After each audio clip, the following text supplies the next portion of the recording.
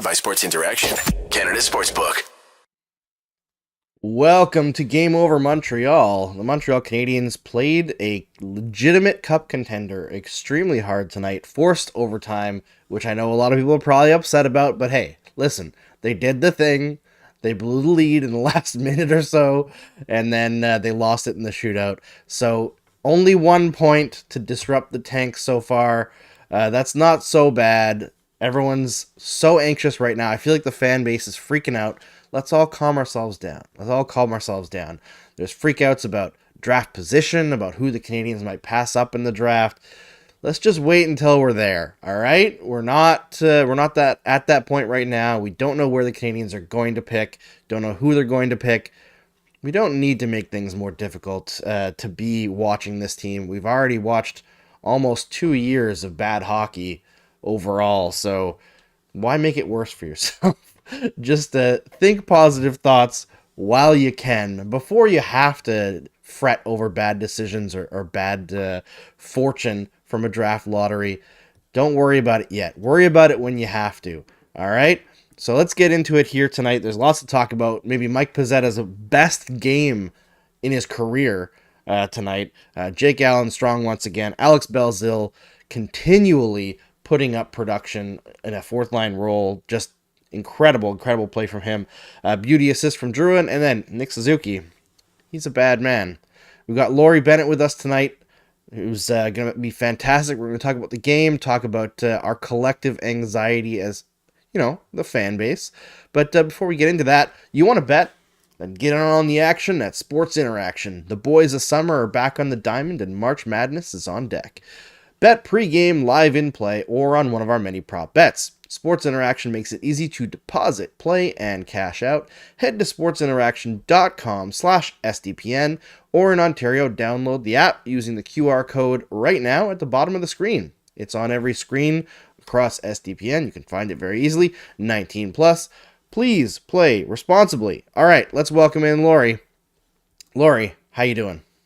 I'm doing all right. How are you doing? I'm doing great. It's nice to be back at this after a couple weeks off. The last show I did with Mark. Nice to see you again. But honestly, it's nice to be able to watch the Canadiens not at like 1 a.m. Yeah, I watched all those games last week, like 2 days late. I had it in my mind to live tweet one of them while I was watching it like 2 days later, and I thought, no, won't mess with anybody that way. But yeah, it's nice to be done, and it's a normal bedtime. Yeah, maybe if, Connor Bedard is on the roster instead of tanking for Bedard, I'll be staying up that late and sacrificing how I feel the next day. But right now, no. If I can avoid it, I'm probably not going to be staying up to watch those games. But hey, this one was a pretty good one. Not all of the games recently have been banner games to watch, but I feel like the Canadiens have consistently been competitive to the chagrin of many in the fan base. I know that everybody is looking at it it's not being negative per se. They're trying to prioritize what would be best for the team long term. Everyone wants Connor Bedard, but that paranoid part of your brain freaking out about draft position and all that. I don't know about you, Lori. I don't get the point of creating that anxiety now when you could wait until the end of the season and just see where they're at. Yeah, like what's the benefit of it? I call them the tank wankers. But I get it. I totally get it. It will be nice if they, can lose the right number of games and lose like they did tonight, lose competitively, Exactly. put up a fun game, see some nice stuff from the kids, see some guys who aren't going to be on this roster long term, make a show for themselves and have a good time out there. But at the end of the day, we have no control over this, and the 15th place, 15th, 16th place team might actually, 16th worst might actually win. Well, can they win the lottery anymore? Is it still top? Is it top 10 now? You can only move up 10 spots. You can only move up 10 spots. So yeah, the 11th worst team can win it. Can still win it. Yeah. Like last year, I don't think they won the actual lottery when the New Jersey Devils I'm trying to figure out because the Devils moved up to number 2 last year, and I know they were nowhere near the second worst team. Yeah. Yeah, Okay. No, they weren't that far off. They were 28th out of 32 teams, so they yeah, moved up to second place. They didn't win the first place lottery, but it was still like a pretty big move up last year. That can happen. And the other thing is, if the like where the New Jersey Devils were last year is not far from where the Canadiens are right now, and frankly, about where the Canadiens could finish, just based on the strength of their schedule. And yeah, they were 28th. The Canadiens are currently 27th. The Arizona Coyotes could pass the Canadiens they down the could. stretch here. The Yeah, Canadiens have a rough schedule. You know, like you look at the teams that they're facing every night now. If the Canadiens end this season with Adam Fantilli and a mid first round pick from the Florida Panthers, even not getting Connor Bedard, I don't think anybody should be upset. I no, think that's still a pretty great that's scenario. that's a pretty good landing space. I mean, yeah, I remember going to a pub last summer to watch the draft lottery and feeling pretty good about the Habs odds. You know, it's nice when you have the best odds to win that lottery. So I get it. I get why people want to increase the chances. And you know, if they go on a losing skid from now to the end of the season, you won't hear me complain about that. But it is what it is. And though you know the team that's out there, like could they possibly make it worse? Yeah, I get people, you know, the goaltending piece is the question, but did anyone expect this outcome from these two goalies? If you think about last season, you know, like if you look at how last season played out, it was a a perfect decision to sign the two of them back, and you know, like a veteran who wasn't going to get too fussed, and a kid who was happy to have the chance to play and show himself. And here we are. They've both had, you know, reasonable seasons, decent and really good season at times. And here we are. We're not the worst team anymore. But there's been some good stuff about this season, and there's been a lot of fun stuff to watch, and you know, some guys who've looked good. The injury situation is brutal, particularly for the young kids. That's kind of the downer for me of this season. More than dropping in the standings, the concerning number of kids who are out is a little bit off-putting, I think. So, Yeah, but all in all, there's been some good hockey to watch. there has been. And I got to shout out, there's a couple Hurricanes fans in the chat. So thanks for joining us here tonight. This is obviously not going to be a show that focuses on the Hurricanes a lot, even though it was a game against the Hurricanes. But I'm just going to take a question here from Philip Hetzler. Says, what are your thoughts on the overturned goal? A biased Canes fan thought he was forced into the goaltender, so it should be a good goal. I think that if it was any other point in the season where the Canadians were cheering for a win, we'd be shocked that they actually got that goal call going their way, because it's been a few years now where the Canadians just can't win a challenge, especially on goaltender interference. He was maybe pushed in a bit, but I think where, like, the rule, who the hell knows Who anymore knows? Yeah, with goaltender interference. But to me, for it not to be goaltender interference when you move the goaltender in the crease, the attacking player has to either have the puck, so he has a right to that space, which I don't believe he did, he'd already shot, or make somewhat of an honest effort to not interfere avoid with the it. goaltender. And I don't Yeah, think Stepan made any effort whatsoever. So I think they got the call right, but that's just an opinion, because frankly, we can't yeah. suss out what they talk about in goaltender interference calls. I always feel like whenever Marty challenges a goal on goaltender interference, I'm always like, not sure I'd be doing it. Yep. Not sure I could handle hearing again one more time. Nope, no interference. And by the way, we'll give you 2 minutes. Just yeah, I mean that's not a call that the Habs have been getting very much this season. But it's always a toss up. You know, to me, I wasn't sure it was getting called because it wasn't for me. It wasn't clear cut enough. That said, if it was Brendan Gallagher in that position, I would 100% expect that Brendan Gallagher would be called for goaltender interference. So, 100%. so you know, it is what it is. But I don't know what Stefan's reputation is for roughing it up and running net, but certainly those calls haven't always gone the Habs' way very much. So we'll take it. Yeah, I guess. I mean, I think most people would want that to, I don't know you never know what would have happened if they let that goal go in, right? Maybe the Canadians push the envelope a little bit and find another way to get past Anderson and it's a regulation win. And then you have people who are even more angry, and the vibes aren't so great in here. But so far, it seems like everybody's happy overall, even if they're a little bit anxious, which, again, understandable.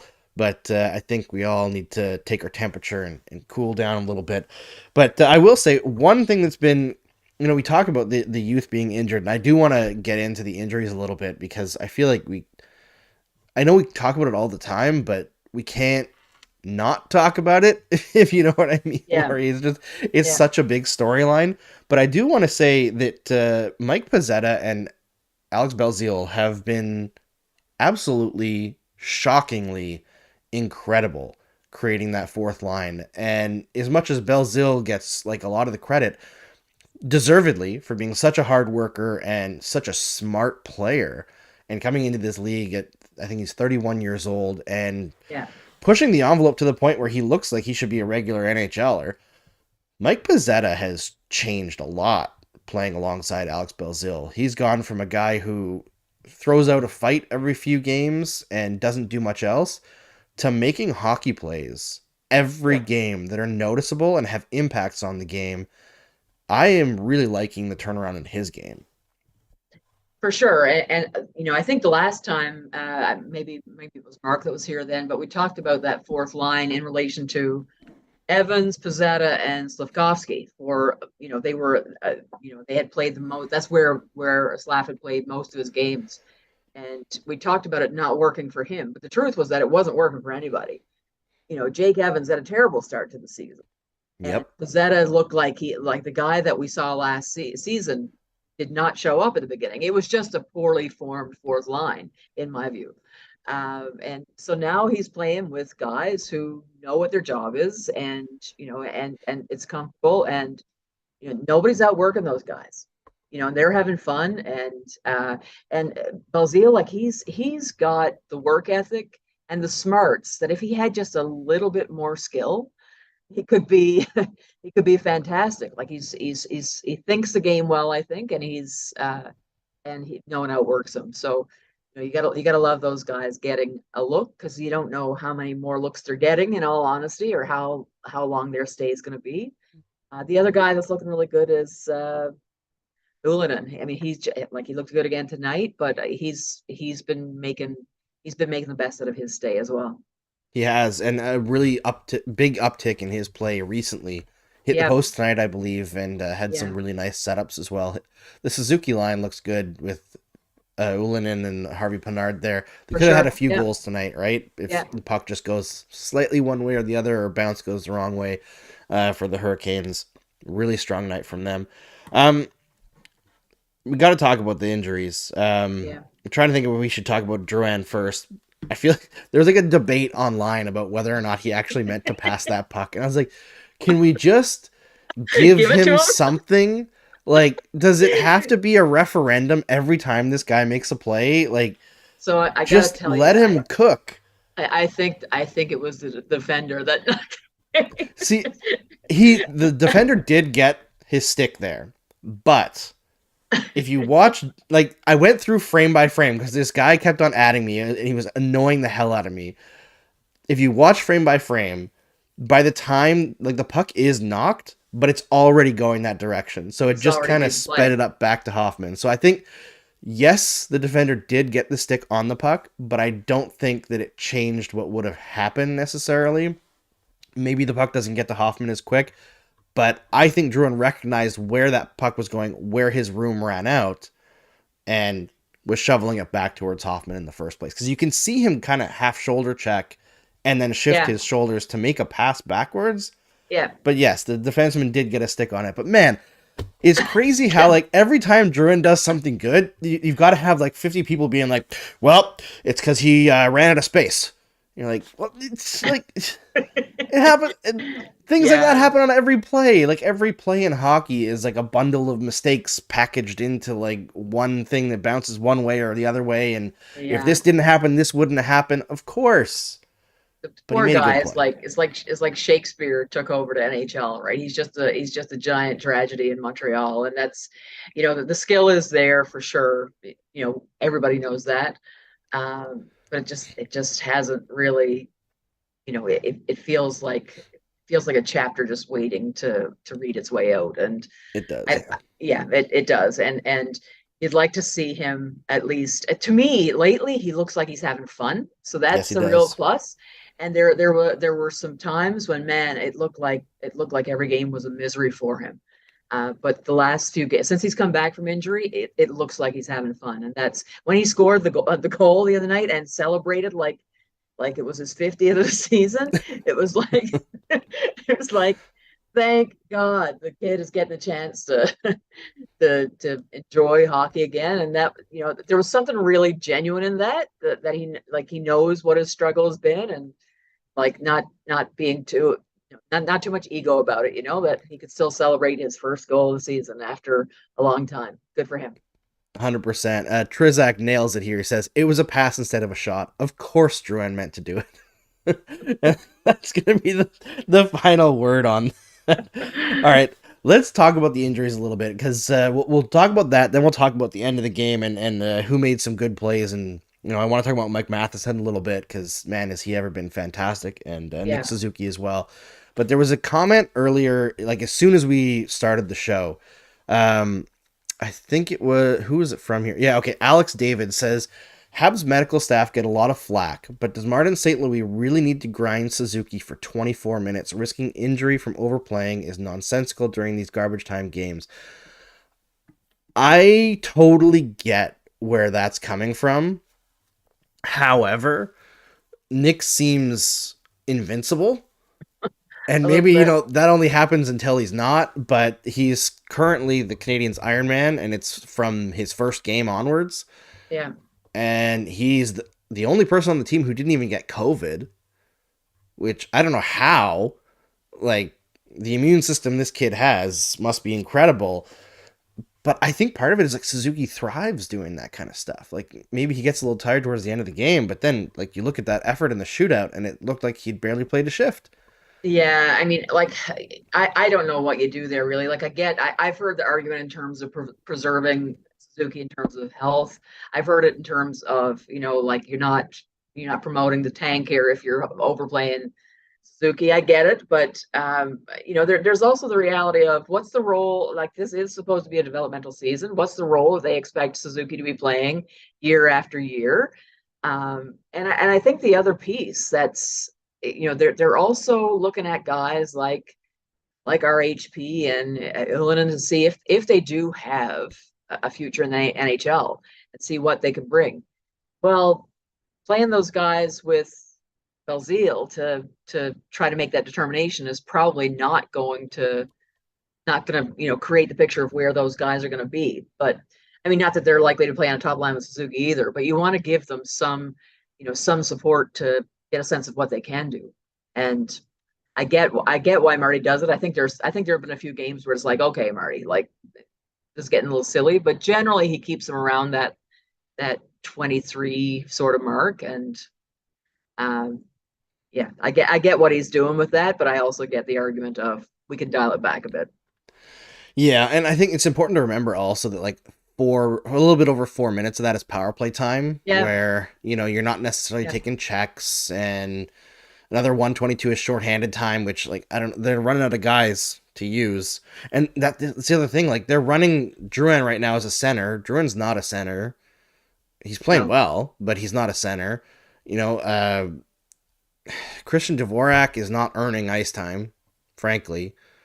Who else they gonna yeah, play? Like Belzil, you don't really want to play him more than like 12 minutes a night, just because like he's playing great, but he's playing great in fourth line minutes for a reason, right? And there's just they're running out of options, right? With Doc not in the lineup, with Evans gone, with Monahan gone. Like, Well, their there center was line, like, how are they winning games, Lori? I'm just there like, was all these names. I laughed out loud. I'm here alone, and I laughed out loud tonight when the play-by-play guy lists off the first wave of the Habs power play, and it was like it was like I'm thinking that is a scary first wave. It was like they had Belzile got stuck out there because of that they Boric couldn't stay out for the face off, and then there was I think Ullinen was out there, I think, and I'm not sure who the defense, maybe Matheson, but I'm not sure. And then a couple other guys that were not your typical first wave guys, and I'm thinking, oh my God, like that is what they're down to for the first wave of the power play right now. If Suzuki has just come off the ice and is tanked, right? Like yeah, so it's if you look at the lineup, and every time I always write out the lineup, and I keep notes for every game, and I keep track of the lineup for every game. And I just every time I write it, I'm like, how in the name of God are these guys even competing? Like it's just, but it's a crowd of players that are like for some of them, they know that their opportunities in the NHL are few. For others, they know that they're on their last legs to make a point about who they're going to be in the NHL, and so they're investing something in this that a bunch of veterans who might be way superior hockey players, but who don't have a point to prove anymore and have been doing it already for 50 games and are tired of the 50 games this year, never mind what last year looked like and the year before. Like, so they're I think the fact that they're running a Laval lineup is actually serving their purpose in terms or going against the purpose of tanking, I guess, but it's actually working towards wins because those guys want it more at this point of the season. They have something to prove. And yeah, but the lineup in itself is not exactly Olympian. Yeah, and Trinket 83 points out that they feel that everyone who's playing really actually wants to be here as well, which Yeah. he says is refreshing, but also part of the reason why they're gutting out these wins, right? And I know everybody's focused on the goaltending, and the goaltending has been fantastic pretty much Yeah. all season, right? I think Allen has had stretches where he's been tired, and Montembeault has either been unbeatable or kind of iffy Yeah. because that's who Sam Montembeault is, and that's fine. He's not gonna be taking over the starter's crease long term or anything, but huge development versus last year. Yeah. But they're all like somebody has to score goals to make the wins happen too, right? And it's easy to put it all on the goalies and say like, this is why they're doing it. But this team is incredibly resilient under Martin St. Louis, and this is why whenever we're talking about tanking, and yes, ideally for this team, you want to get that first overall pick or second overall pick, but development of the players that are here already also matters. And I know part of it kind of sucks that so many youngsters are injured. It would be great to see more of Caulfield, Slavkovsky, Kirby Doc, Justin Barron, Caden Gooley, Yeah. all these guys, like incredible, unbelievable amount of Yeah. guys who are out that should be playing and should be young and fit and all that. Yeah. But there are still players in here who are in the lineup who are going to be with the Canadiens for a while or are trying to earn a spot with the Canadiens for a while. Yeah.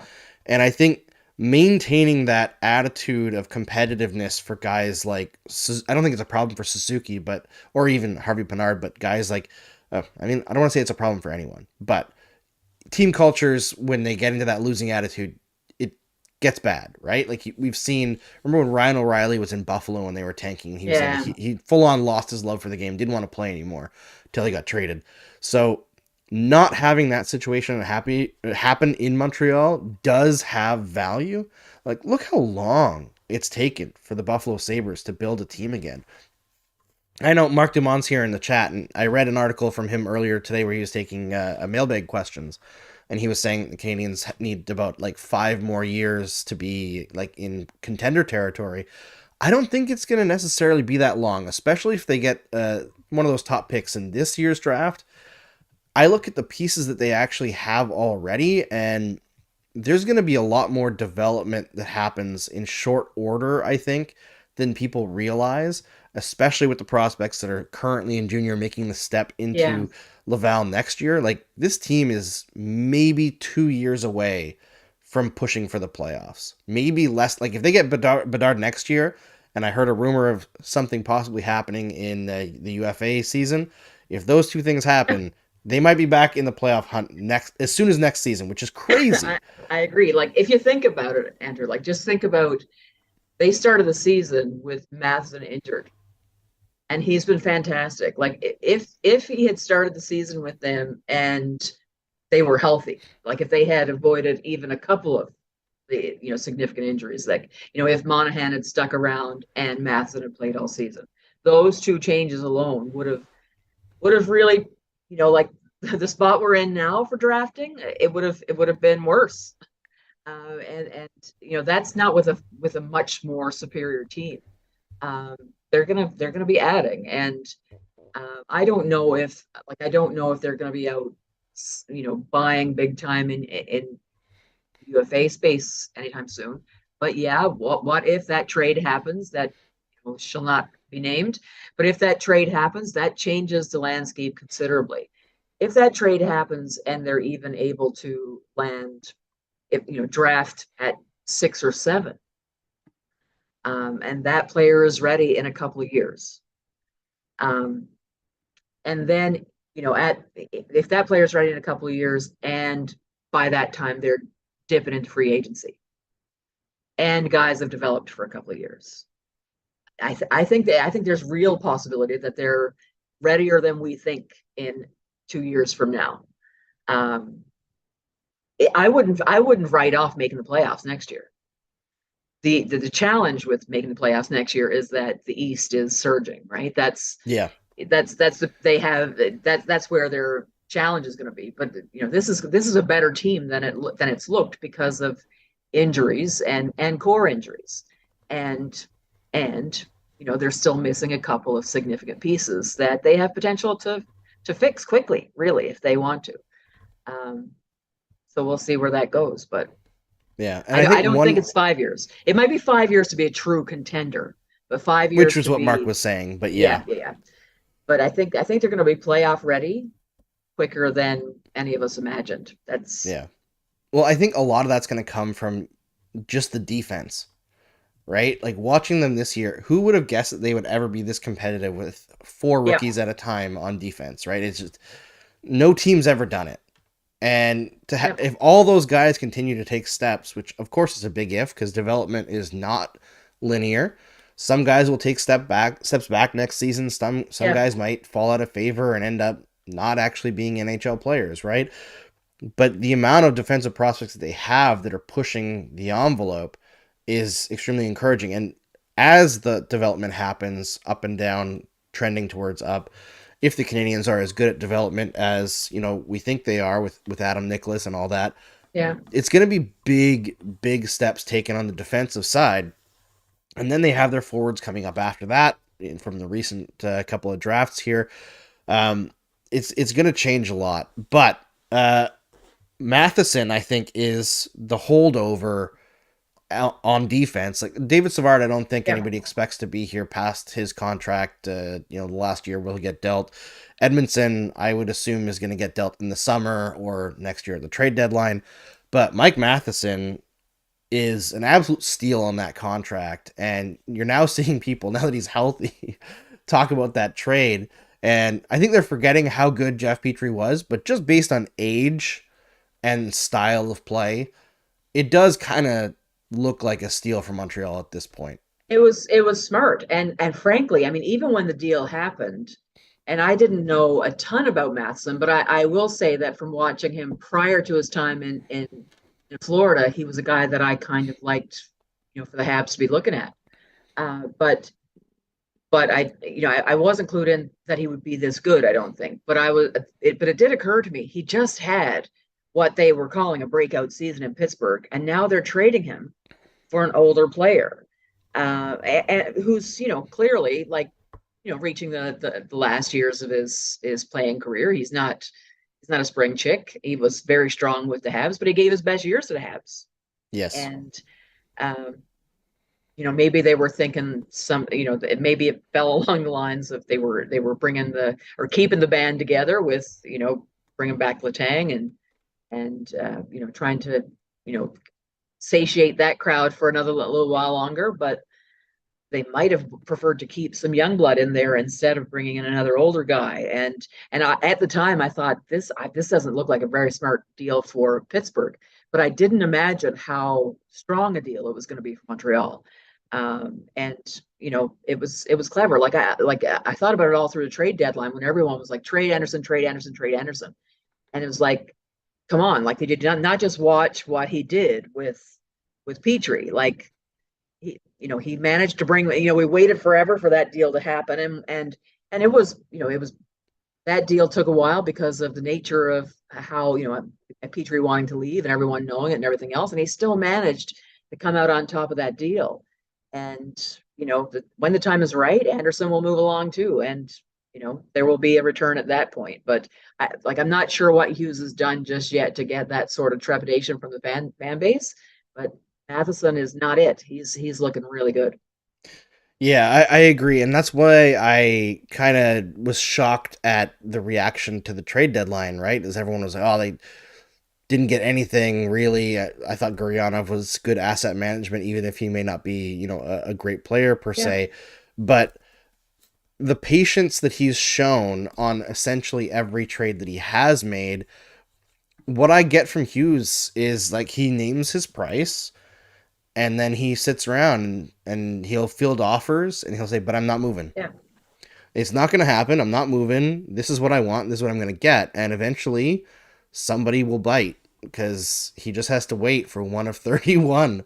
Yeah. And if he's got a player who has some level of demand, even if they've asked for a trade, he'll still find a way. So it's like for guys like Edmondson, right? People were freaking out that he didn't trade Edmondson this year. Like Edmondson's got another year on his contract. He has time to make that deal, whether it's in the summer or next year's deadline, whatever. He hasn't run at a racetrack. The only real loss from the trade deadline is not being able to trade Sean Monahan. And I said this on the last show. As soon as the NHL put out that memo that trading for screwed. A player who won't play in the regular season but could come back in the playoffs will be highly scrutinized. Yeah, he had no value. That's when they got screwed. And I had a theory. It's worth 10 cents. It's a theory, but they were not providing updates about Monahan's health for so long. And my theory was that they were being a little bit coy about that in case there was a team who was interested to take him on and bring him in for the playoffs. Yeah. Let him heal good and bring him in for playoffs and not worry about the cap hit too much. That's a bit of a, it's a theory. It might amount to nothing. It might just be that they had no clue what was going on with Monahan's health and they had nothing to say about it. But that edict kind of thing from Bettman sort of shut that door a bit. And yeah, there's an argument to be made that maybe he should have traded him when he was healthy months ago, but like who saw this coming? Like, yeah, exactly. It just is what it is. And really, there's a first round pick that came with Sean Monahan. We got the gravy already. It was going to be the heaping spoonful of gravy afterwards, but and who knows what happens with that from here. But sometimes it's okay to just take what you got and move on. And that was, Habs fans wanting deals for players that they've been wanting out of town all season, complaining about Hoffman all season and then wondering why Hughes didn't move him. Like we talked about everybody shitting on Drouin earlier, all season fans have done that. And why did we get a deal at the deadline? Well, there's not a lot of market, even with Edmondson coming back for one game. You had to know, there's an argument to be made that maybe you just move him for whatever so that you get your cap space. But you can do that in the summer.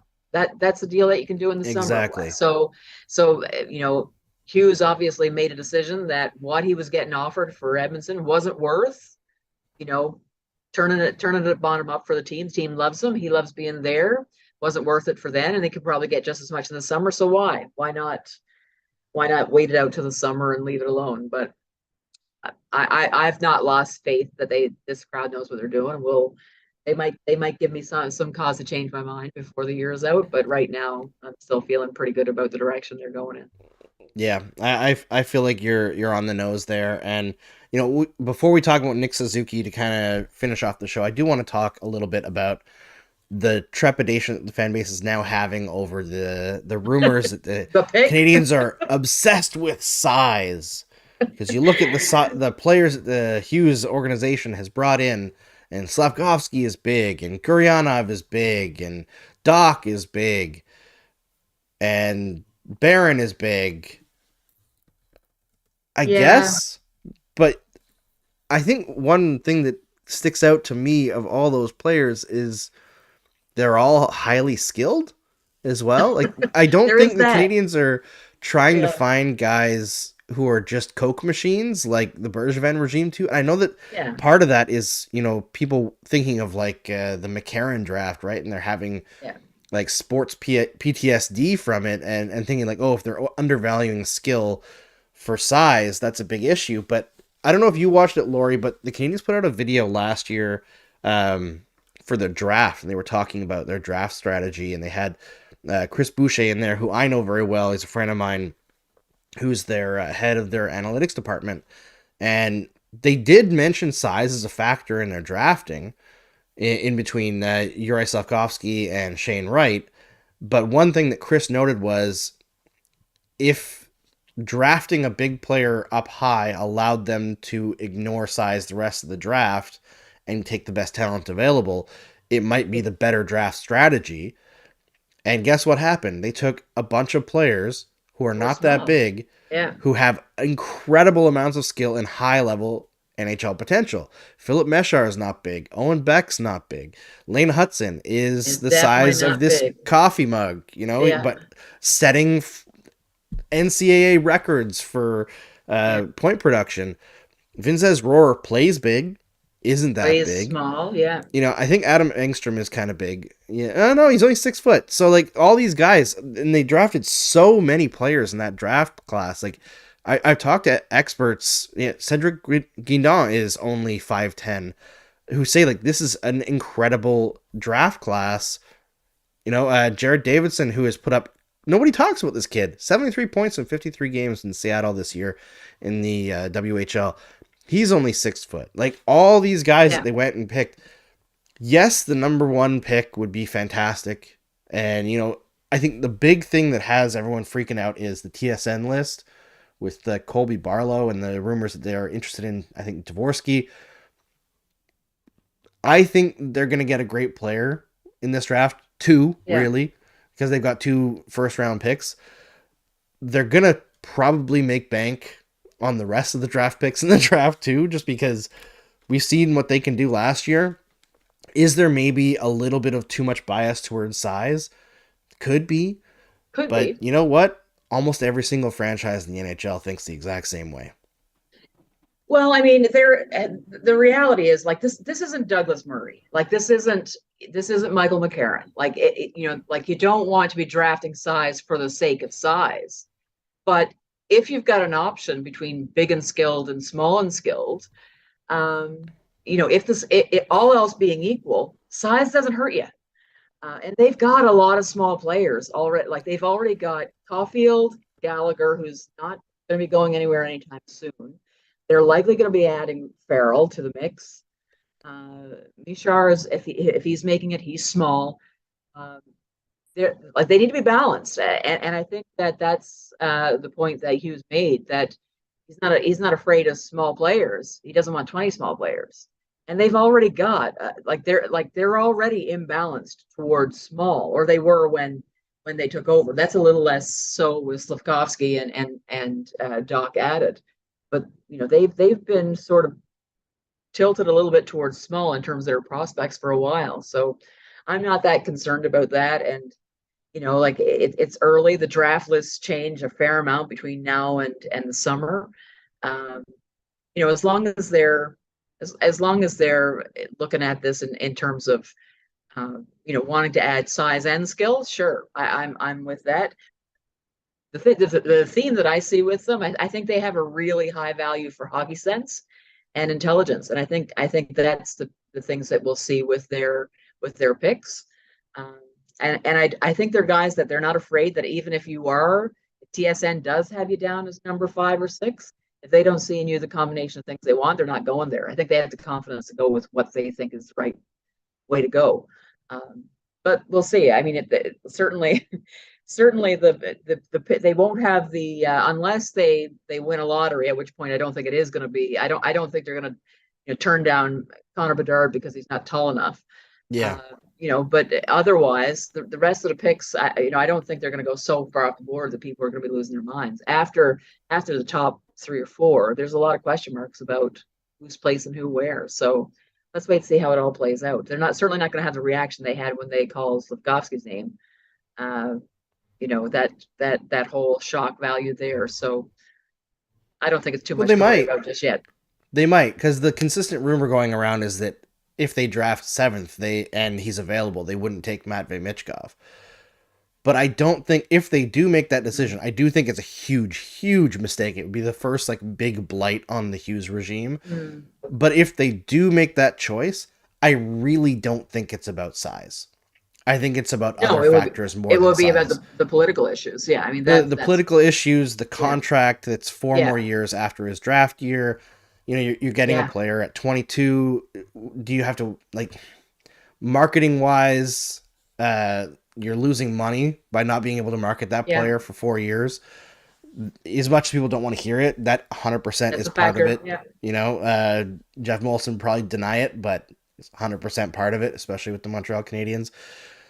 There will be something like that if they don't take Matvei Michkov. I do think it would be a gigantic mistake, though, and I hope that we don't have to worry about it. They pick first or second, so we don't have to even talk about this. Yeah, that would be nice. Or I mean, there's also the likelihood, I guess, of a team like Arizona picking them because they don't expect it to be competitive for a solid decade anyway. Well, yeah, I mean, for them, that's the ideal situation. They don't have to pay him for 4 years. That makes sense for them. Yeah. Yep. Makes perfect sense for them. Yeah, I mean that's one potential avenue, I guess, but I think a fair amount of the fan base would get why that was the case, and knowing Hughes, he would be straight up about why. When at the end of the draft, he'd probably be pretty clear on why he made his choice. I've seen some pieces around maybe they're going for the defenseman. They're not deep on right side D. No. And so, if they did that, I'd rather they did it with Florida's pick, but the player they want might not be there at Florida's pick. We'll see where it goes. There's a defenseman rising that's going to be rising, I think, in the next few weeks in terms of and months, I guess, prior to the draft. So we'll see how outlandish some of the thinking might be. We'll see. Yeah, and it's always crazy around this time, but yeah. Alex David says, what's this UFA rumor, Andrew? Don't tease. No, I'm going to tease it. I'm sorry. Maybe I'll be able to throw it out there in a bit, but I will just say it's a player who wants to come back. All right? Come back to Montreal. So, not someone you would expect, but it would be a difference maker short term. Anyway, before we end things off, Nick Suzuki in the shootout. What else does he have to do to prove he is the NHL's king at this? It is ridiculous, that move he made tonight to put the Canadiens in an advantage spot. I know they didn't win, but man, he is a goaltender destroyer. I love that kid. I just love everything about I love his presentation. I love the slick Nick thing. I love how cool he is. I love how he celebrates everything about him. And I love that there's an annoyed look he gets when when he's lost a battle, or when there's it's gotten kind of dicey and he's not happy with how something that's gone. I just really appreciate it, the way that he plays the game. But the shootout is like for a second, it's like, is he going to shoot? It's in the net. And I think that's how the goalie felt about it too. It's just like, God, where'd that come from? But he's got a pretty nice record there going for him in the shootout. Yeah, I know people are guessing that it's Tyler Toffoli. Listen, I'm sure that Tyler and Kat would love to come back to Montreal, but he's not a UFA next year, so it's not. No, Tyler Max Toffoli. Pacioretty's coming back to Montreal. Do you think he'd be welcomed warmly? I don't know. I don't know if he would or not.